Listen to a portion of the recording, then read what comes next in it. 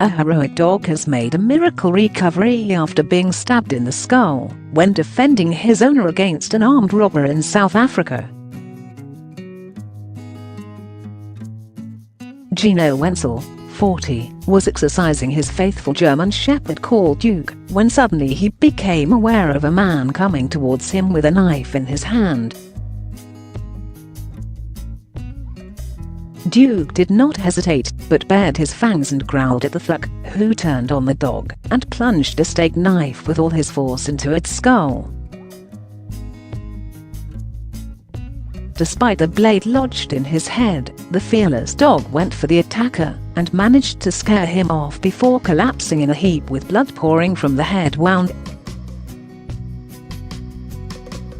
Mr. Wenzel initially thought he was dead, but then he saw his dog was still breathing and called a friend who drove them to the Animal Welfare Society of South Africa, ORSA, which is a charity that cares for all animals. Share this article. Share the cowardly attack happened in the Mitchell Plains area just outside Cape Town. ORSA spokesman Alan Perrins said, Duke had suffered a very high-impact blow that I have no doubt was intended to kill him, and was in a critical condition and was close to death. He was slipping in and out of consciousness, and he was immediately sedated and given pain relief while we carried out an X-ray as we feared the blade was in Duke's brain. The X-ray showed, however, that the blade had gone in 3 inches, but had bent on entry away from the brain, missing it by millimeters, and turned towards his right eye socket. A fraction harder, and Duke would have died, but our vet Dr. Janetta Stanova operated immediately and extricated the blade safely, and then stitched up the deep wound.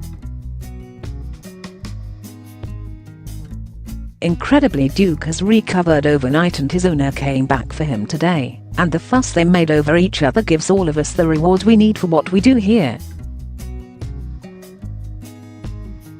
The guy who stabbed Duke, in my opinion, wanted to rob Gino, and when Duke defended his master he stabbed him very hard and tried to kill him, but Duke saw him off, he said. Mr. Wenzel said, I have no doubt this man was trying to kill my dog. There are very bad men and gangsters round here. Whether he was trying to rob me or attack me, I will never know. What I do know is Duke was never going to allow anyone to cause me any harm. I thought he was dead.